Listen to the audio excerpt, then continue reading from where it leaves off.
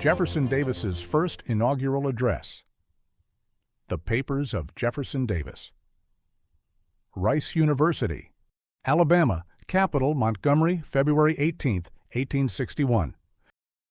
Gentlemen of the Congress of the Confederate States of America, friends and fellow citizens, called to the difficult and responsible station of Chief Executive of the Provisional Government which you have instituted, I approach the discharge of the duties assigned to me with an humble distrust of my abilities, but with a sustaining confidence in the wisdom of those who are to guide and to aid me in the administration of public affairs, and an abiding faith in the virtue and patriotism of the people.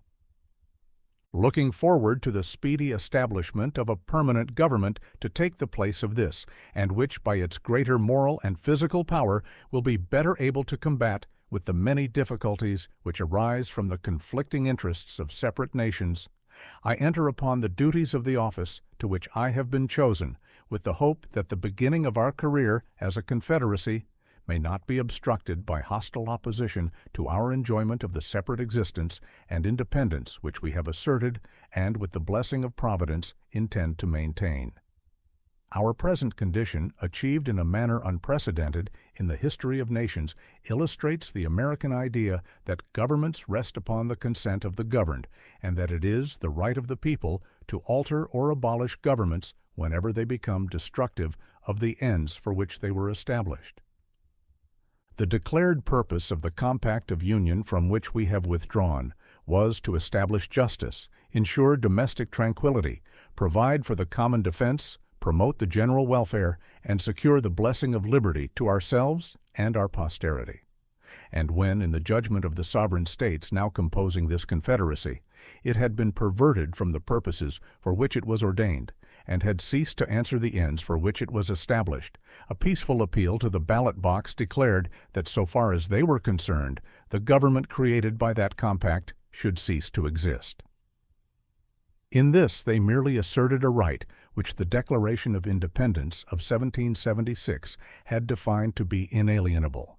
Of the time and occasion for its exercise, they, as sovereigns, were the final judges, each for itself.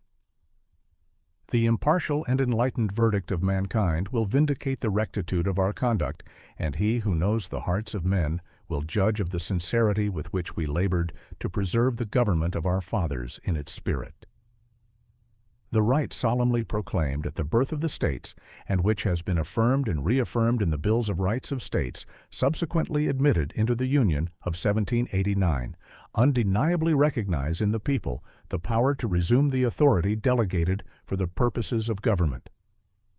Thus the sovereign states here represented proceeded to form this confederacy, and it is by abuse of language that their act has been denominated a revolution. They formed a new alliance, but within each state its government has remained. The rights of person and property have not been disturbed. The agent through whom they communicated with foreign nations is changed, but this does not necessarily interrupt their international relations. Sustained by the consciousness that the transition from the former Union to the present Confederacy has not proceeded from a disregard on our part of just obligations, or any failure to perform every constitutional duty, moved by no interest or passion to invade the rights of others, anxious to cultivate peace and commerce with all nations. If we may not hope to avoid war, we may at least expect that posterity will acquit us of having needlessly engaged in it. Doubly justified by the absence of wrong on our part, and by wanton aggression on the part of others, there can be no cause to doubt that the courage and patriotism of the people of the Confederate States will be found equal to any measures of defense which honor and security may require. An agricultural people whose chief interest is the export of a commodity required in every manufacturing country, our true policy is peace and the freest trade which our necessities will permit. It is alike our interest, and that of all those to whom we would sell and from whom we would buy, that there should be the fewest practicable restrictions upon the interchange of commodities. There can be but little rivalry between ours and any manufacturing or navigating community, such as the northeastern states of the American Union. It must follow, therefore, that a mutual interest would invite goodwill and kind offices. If, however, passion or the lust of dominion should cloud the judgment or inflame the ambition of those states, we must prepare to meet the emergency and to maintain, by the final arbitrament of the sword, the position which we have assumed among the nations of the earth. We have entered upon the career of independence, and it must be inflexibly pursued. Through many years of controversy with our late associates, the Northern states, we have vainly endeavored to secure tranquility and to obtain respect for the rights to which we were entitled. As a necessity, not a choice, we have resorted to the remedy of separation, and henceforth our energies must be directed to the conduct of our own affairs and the perpetuity of the Confederacy which we have formed. If a just perception of mutual interest shall permit us peaceably to pursue our separate political career, my most earnest desire will have been fulfilled. But if this be denied to us and the integrity of our territory and jurisdiction be assailed, it will but remain for us, with firm resolve, to appeal to arms and invoke the blessings of Providence on a just cause. As a consequence of our new condition, and with a view to meet anticipated wants, it will be necessary to provide for the speedy and efficient organization of branches of the executive department, having special charge of foreign intercourse, finance, military affairs, and the postal service. For purposes of defense, the Confederate States may, under ordinary circumstances, rely mainly upon their militia, but it is deemed advisable, in the present condition of affairs, that there should be a well-instructed and disciplined army, more numerous than would usually be required on a peace establishment. I also suggest that for the protection of our harbors and commerce on the high seas, a navy adapted to those objects will be required. These necessities have doubtless engaged the attention of Congress. With a constitution differing only from that of our fathers, insofar as it is explanatory of their well-known intent, freed from the sectional conflicts which have interfered with the pursuit of the general welfare, it is not unreasonable to expect that states from which we have recently parted may seek to unite their fortunes with ours under the government which we have instituted. For this your Constitution makes adequate provision. But beyond this, if I mistake not the judgment and will of the people, a reunion with the states from which we have separated is neither practicable nor desirable.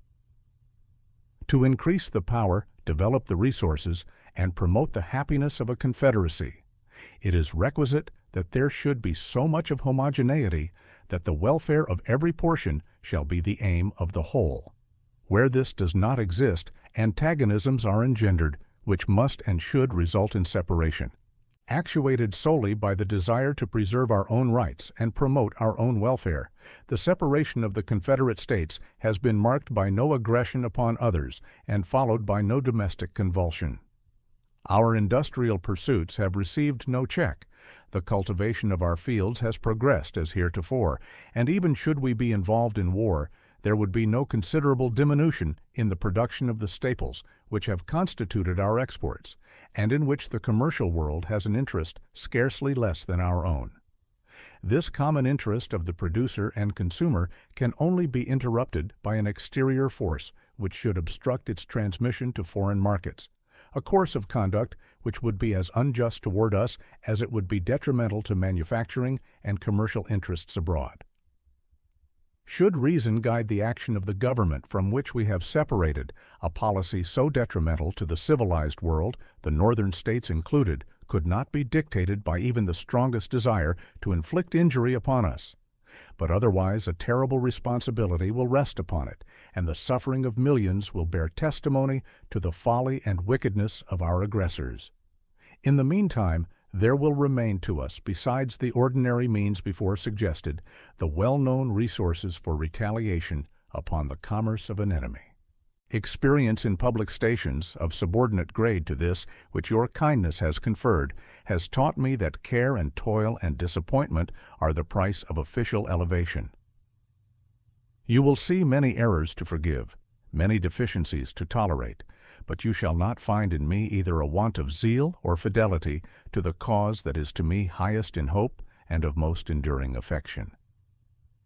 Your generosity has bestowed upon me an undeserved distinction, one which I neither sought nor desired. Upon the continuance of that sentiment, and upon your wisdom and patriotism, I rely to direct and support me in the performance of the duty required at my hands. We have changed the constituent parts, but not the system of our government.